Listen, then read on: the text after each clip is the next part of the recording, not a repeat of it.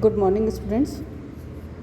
पिछले सत्र में हमने मानवकृत तंतु रेयॉन के निर्माण की विधियाँ और विभिन्न प्रकार के रेयॉन के बारे में बात की थी। इस वीडियो में हम आपको रेयॉन रेशे की तैयारी कैसे की जाए तथा रेयॉन रेशे की विशेषताएं जो हैं, चाहे वो रासायनिक विशेषताएं हों चाहे वो भौतिक विशेषता हों, दोनों विशेषताओं के बारे में हम यहाँ पर अध्ययन करेंगे। सबसे पहले हम बात करते हैं रेयॉन रेशे की तैयारी कैसे की जाए। तो रेयॉन रेशा जो है, सबसे पहले हमने ये देखा है कि पहले जो सेलुलोज होते हैं, सेलुलोज लिंटर्स जो होते हैं, कपास के लिंटर्स है, कपास की लुगदी है आदि को एक केमिकल के द्वारा, रसायन के द्वारा मिक्स किया जाता है और उसके पश्चात एक घोल तैयार किया जाता है। उस घोल को स्पिनरेट से निकाल करके और उससे फिलामेंट रेशा बनाया जाता है। अब फिलामेंट रेशा बनने के बाद जो उसके रेयॉन की तैयारी है, रेशे की तैयारी जो है, हमें उसको किस तरह से करनी चाहिए। यहाँ पर रेयॉन रेशे की तैयार करने से संबंधित निम्न प्रक्रियाएं जो हमें अपनानी होती है, उसमें सबसे पहले होता है चमक को कम करना, डीलक्चरिंग करना। यानी रेयॉन का रेशा चाहे जिस भी विधि से तैयार किया गया हो, चाहे वो नाइट्रोसेल्युलोज विधि हो, चाहे वो क्यूप्रामोनियम विधि हो और चाहे वो विस्कस हो, उसमें बहुत ही ज़्यादा चमक जो है बहुत ही ज़्यादा होती है, बहुत ही भड़कीला लगता है। इससे वस्त्र निम्न कोटि के बनते हैं। ऐसे वस्त्र को न तो पहनने वालों को और न ही देखने वालों को अच्छा लगता है। अत्यधिक चमक जो है आंखों को चुभती है, इसलिए इसकी चमक को कम करना बहुत ही आवश्यक होता है। चमक को कम करने के लिए टाइटेनियम डाइऑक्साइड यानी TiO2 तेल, मोम, पैराफिन आदि का उपयोग किया जाता है, जो कोलाइडल घोल में डाल दिया जाता है। उसके बाद उसको स्पिनरेट के द्वारा निकाला जाता है। इसके बाद की जो प्रक्रिया है वो है कताई करना, यानी रेशे की मोटाई व ऐंठन स्पिनरेट के छिद्रों के व्यास पर निर्भर करती है। यानी अगर हमें मोटा रेयॉन का रेशा बनाना है तो स्पिनरेट का व्यास जो है वो ज़्यादा होगा, अगर हमें पतला बनाना है तो स्पिनरेट का व्यास, छिद्र का जो व्यास है वो छोटा होगा। रेशे की लंबाई आवश्यकता अनुसार रखी जाती है। जितने लंबाई का रेशा हमें बनाना है उतने ही लंबाई का रेशा उसमें घोल डालने के पश्चात निकाला जाता है। यदि हमें 1 मीटर 2 मीटर बनाना है या हमें बहुत 10 मीटर बनाना है, 20 मीटर बनाना है, यानी जितनी लंबाई का रेशा हमें बनाना है उतनी लंबाई का रेशा तैयार किया जाता है। अतः रेयॉन जो है वस्त्र निर्माण हेतु वांछित मोटाई, आकार, प्रकार व लंबाई के धागे हम प्राप्त कर सकते हैं जितना भी हम चाहें। स्पिनरेट के छिद्रों के आकार पर और लंबाई अपने हिसाब से तैयार किया जा सकता है।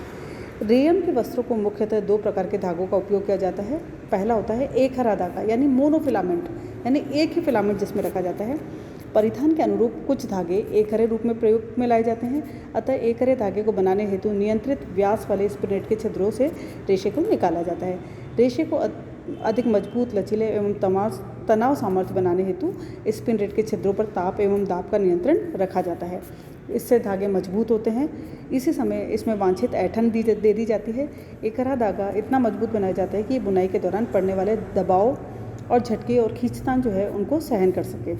इसके अलावा जो दूसरा धागा होता है वो होता है बहुरेशीय धागा यानी मल्टीफिलामेंट धागा, यानी बहुरेशीय धागा बनाने हेतु 2 से अधिक रेशों को मिलाकर के ऐंठन तैयार की जाती है, ऐंठन देकर तैयार किया जाता है। इसके लिए पहले एक रेशीय रेशों को रीलों पर चढ़ाकर ऐंठन द्वारा द्विरेशीय धागा तैयार किया जाता है। अब द्विरेशीय धागों को अलग अलग 2 रीलों पर चढ़ाकर 4 रेशीय धागा प्राप्त करते हैं। इस प्रकार 4 रेशीय धागों को 2 अलग अलग रीलों पर चढ़ा करके ऐंठन देकर 8 रेशीय धागा प्राप्त किया जाता है। यानी जितना हमें करना है उसके अकॉर्डिंग रेशों का उपयोग इसमें किया जाता है। इस प्रकार वांछित मोटाई के धागे प्राप्त कर लिए जाते हैं। हौसी वस्त्र में को छोड़कर अन्य सभी वस्त्र बहुरेशीय धागे से ही बने होते हैं। ये कोमल, लचीले, मुलायम और काफ़ी मजबूत होते हैं। इस प्रकार 2, 4, 8, 16, 32 के क्रम में रेशों की संख्या बढ़ती जाती है। तीसरा जो आता है वो होता है कटा हुआ रेशा, यानी कटा हुआ धागा, स्पन यार्न जैसे कहा जाता है। वस्त्र निर्माण प्रक्रिया में कई धागे टूट फूट जाते हैं अथवा रेशे प्राकृतिक रूप से नन्हे हो जाते हैं, छोटे छोटे हो जाते हैं। इन रेशों को आपस में मिला करके, सटाकर, घुनाई करके, कंघी करके, खींचकर, बटकर, कताई के द्वारा बहुत ही लंबा रेशा तैयार किया जाता है। इन्हें कटा हुआ धागा या स्पन यार्न कहलाते हैं। इससे अन्य रेशों के साथ मिलाकर भी इमिटेशन फैब्रिक्स भी बनाए जाते हैं, जिससे वस्त्रों की विभिन्नता और विविधता का गुण आ जाता है। चौथी जो प्रक्रिया है वो है परिष्कृति करना या परिसज्जा करना। रेयॉन में विविधता लाने व इसे कई गुणों से विभूषित करने हेतु इस पर कई प्रकार की परिसज्जाएं की जाती है। जैसे सतह को चिकना बनाने हेतु कैलेंडरिंग करना, सजावट का प्रभाव डालने हेतु नक्काशी करना और इस पर जल अवरोधक परिसज्जा, संकुचन हटाने की परिसज्जा, सलवट प्रतिरोधक परिसज्जा आदि भी की जाती है। अब हम बात करते हैं रेयॉन की विशेषताएं क्या है। रेयॉन की विशेषता अगर हम संक्षेप में देखें तो यहाँ पर हमने इस डायग्राम के द्वारा हमें दिखाई दे रहा है कि दो प्रकार की विशेषताएं जो है भौतिक विशेषताएं और उसकी रासायनिक विशेषताओं के बारे में यहाँ पर चर्चा की जा रही है। अब भौतिक विशेषताओं में जैसे कि सबसे पहले हम संगठन की बात करें तो रेयॉन चाहे जिस भी विधि से निर्माण किया गया है, इसका मूल आधार पौधों के भीतर पाए जाने वाला सेलुलोज ही होता है। सूक्ष्मदर्शी रचना को यदि हम देखें तो इसके निर्माण पर डिपेंड करती है। विस्कस रेयॉन के अनुप्रस्थ काट सूक्ष्मदर्शी यंत्र से देखने पर दांतेदार किनारे वाली दिखाई देती है। अनुप्रस्थ काट में यह छड़ जैसा दिखाई देता है जिसमें पतले पतले धागे समान धारियाँ पूरी लंबाई में दिखाई देती है। क्यूप्रामोनियम रेयॉन में अगर हम हॉरिजॉन्टल काटें तो चिकना छड़नुमा चमकदार दिखाई देता है। एसीटेट रेयॉन एक छड़ के समान दिखाई देता है, इसमें चमक कम रहती है। तीसरा जो इसकी भौतिक विशेषता है वो है लंबाई, यानी मानवकृत रेशा होने के कारण इसे अपने अकॉर्डिंग यानी जितनी भी आवश्यकता है उसके अनुसार इसकी लंबाई छोटी से लेकर बड़ी तक की जा सकती है, क्योंकि यह फिलामेंट रेशा होता है। फिलामेंट रेशा जितनी मर्जी आए उतना रखा जा सकता है। अगर हमें छोटे रेशे प्राप्त करने हैं तो हमें छोटे रेशों को स्टेपल रेशा कहते हैं, इन्हें टो भी कहा जाता है। उन्हें भिन्न भिन्न रेशों के साथ मिला करके भिन्न भिन्न प्रकार के वस्त्र बनाने के लिए निर्माण में लिया जाता है। व्यास को देखें तो व्यास जो है पहले भी हमने कहा है कि स्पिन रेट के छिद्रों के आकार में परिवर्तन लाकर और नियंत्रित करके रेयॉन के व्यास को अलग अलग बनाया जा सकता है। मजबूती, रेयॉन के रेशे में ऊन की अपेक्षा अधिक मजबूती होती है, परंतु सिल्क के अपेक्षा 1/3 मजबूती कम रहती है। सूखी अवस्था में भी ये अधिक मजबूत होते हैं, परंतु गीली अवस्था में इनकी मजबूती 40 से 70% तक कम हो जाती है। सूखने के पश्चात ये पुनः अपनी खोई हुई मजबूती को प्राप्त कर लेते हैं। अतः वस्त्र की सफाई धुलाई करते समय इस बात का ध्यान रखना चाहिए क्योंकि इसके अंदर सेलुलोज भी पाया जाता है, अतः इन्हें ज़्यादा रगड़ कर धोना नहीं चाहिए। चमक जो है इसमें काफ़ी चमक होती है, अतः इसकी चमक को कम करने के लिए टिटेनियम डाइऑक्साइड, लवणीय तेल, मिनरल ऑयल आदि डाला जाता है और परिधान के प्रयोजन के अनुसार इसकी चमक को कम और अधिक रखा जाता है या मंद किया जा सकता है। रंग, सामान्यतः रेयॉन का रेशा श्वेत रंग का होता है, परंतु इन्हें भिन्न भिन्न रंगों में बनाया जा सकता है। घोल में ही वांछित रंग मिलाकर स्पिन रेट से निकाला जाता है। इस प्रकार रंगाई जो है वो भीतर तक रंग इसमें प्रवेश कर जाता है और जिस भी रंग का करना चाहें उस रंग का इसमें किया जा सकता है। इलास्टिसिटी की अगर हम बात करें तो रेयॉन में पर्याप्त प्रत्यास्थता पाई जाती है। क्यूप्रामोनियम रेशों को खींचकर कताई की जाती है जिससे इसमें पर्याप्त लोच आ जाता है, अतः ये रेशे अपनी मूल लंबाई को शीघ्रता से प्राप्त कर लेते हैं। इस तरह विस्कस रेयॉन में अत्यधिक प्रत्यास्थता पाई जाती है। प्रतिस्कंदता की बात करते हैं तो रेयॉन रेशों में ऊन और सिल्क से कम प्रतिस्कंदता पाई जाती है। थोड़े समय तक वे थोड़ा खींचने के पश्चात या तो अपनी पूर्व आकृति में प्राप्त कर लेते हैं, परंतु अगर बहुत ज़्यादा खींचा जाए तो ये अपनी पूर्व आकृति प्राप्त नहीं कर पाते, फलतः ये वैसे के वैसे आकार में रह जाते हैं। ताप एवं विद्युत संवाहकता की बात करें तो रेयॉन का निर्माण विधि इसके ताप और विद्युत संवाहकता पर निर्भर करती है। जैसे क्यूप्रामोनियम ताप का अच्छा कुचालक होता है, साथ ही इसके रेशे अत्यंत बारीक होते हैं, अतः वस्त्र काफ़ी हल्के और सुंदर होते हैं।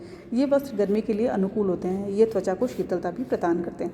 विस्कस रेयॉन को यदि हम देखें तो वो भी ताप का अच्छा कुचालक होता है, परंतु इसके रेशे क्यूप्रामोनियम रेशे से थोड़े मोटे होते हैं जिससे भारी वस्त्रों का निर्माण होता है और वस्त्र के भारीपन के कारण त्वचा को कम शीतलता प्रदान करते हैं, परंतु इसमें नमी सोखने की क्षमता अत्यधिक पाई जाती है।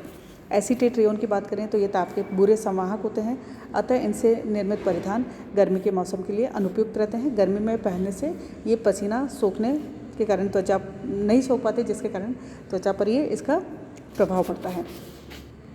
रगड़ और घर्षण का प्रभाव भी हम देखें तो रेयॉन के वस्त्रों पर रगड़ व घर्षण का बुरा प्रभाव व हानिकारक प्रभाव पड़ता है। इनसे रेशे निर्बल हो जाते हैं, बार बार रगड़ने से ये टूट भी जाते हैं। संकुचन, रेयॉन के रेशे का अवगुण, रेयॉन में सिकुड़न का अवगुण जो है वो विद्यमान रहता है, इसके कारण इससे बने वस्त्रों के व्यर्थ हो जाने की आशंका ज़्यादा रहती है। सफाई और धुलाई को देखें तो रेयॉन की सतह काफ़ी चिकनी और चमकदार होती है, इस पर धूलकण, गंदगी आदि फिसलकर नीचे गिर जाते हैं जिससे वस्त्र जल्दी गंदा नहीं हो पाता, अतः इसे नित्य धोने की आवश्यकता नहीं पड़ती, लेकिन इसकी धुलाई करते समय अतिरिक्त सावधानी की आवश्यकता पड़ती है क्योंकि भीगने से इसकी मजबूती कम हो जाती है, निर्बल हो जाते हैं। सलवट प्रतिरोधकता को देखें तो रेयॉन वस्त्र में सलवट प्रतिरोधकता का अभाव होता है, परंतु कभी कभी इनमें पड़ी सलवट यूँ ही वस्त्र को लटका कर रखने के पश्चात स्वतः ही दूर हो जाती है। धूप एवं प्रकाश का प्रभाव, रेयॉन के वस्त्रों पर धूप एवं प्रकाश का हानिकारक प्रभाव पड़ता है। लंबे समय तक धूप में पड़े रहने से इनके रेशे निर्मल हो जाते हैं। फफूंदी एवं कीड़ों का प्रभाव। रेयॉन के वस्त्र जल्दी ही फफूंदी से प्रभावित हो जाते हैं, अतः इन्हें नम अवस्था में आर्द्र वातावरण में अधिक समय तक बंद करके नहीं रखना चाहिए। सूखे ताप का प्रभाव। रेयॉन के वस्त्रों पर सूखे ताप का हानिकारक प्रभाव पड़ता है, अतः इन पर कम गर्म इस्त्री की आवश्यकता पड़ती है, यानी प्रेस इस पर बहुत ज़्यादा हम हाई टेम्परेचर पर नहीं कर सकते हैं। गर्म इस्त्री से धागे की जो रचना है वो चपटी हो जाती है, साथ ही इनमें अजीब प्रकार की चमक उत्पन्न हो जाती है, जिससे वस्त्र की सुंदरता काफ़ी नष्ट हो जाती है। अब हम बात करते हैं इनकी रासायनिक विशेषताओं की, यानी अम्ल का क्या प्रभाव है। सांद्र एवं शक्तिशाली खनिज अम्ल के ठंडे एवं गर्म घोल जैसे सल्फ्यूरिक अम्ल, नाइट्रिक अम्ल, हाइड्रोक्लोरिक अम्ल रेयॉन के रेशे पूरी तरह से नष्ट हो जाते हैं।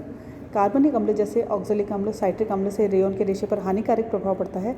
इनके संपर्क में आकर रेशे कमज़ोर और निर्बल हो जाते हैं।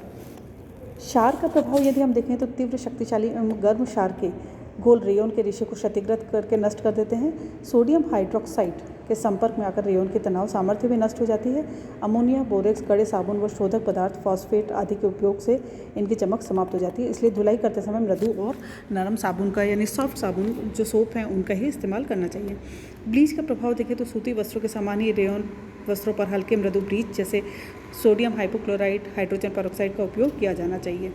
रंगों के प्रति इफेक्ट जो अगर हम देखें तो क्यूप्रामोनियम एवं विस्कस रेयॉन को रंगों के प्रति गहरा सादृश्य होता है, इस कारण इन पर सभी रंग चढ़ जाते हैं और खिलते भी हैं।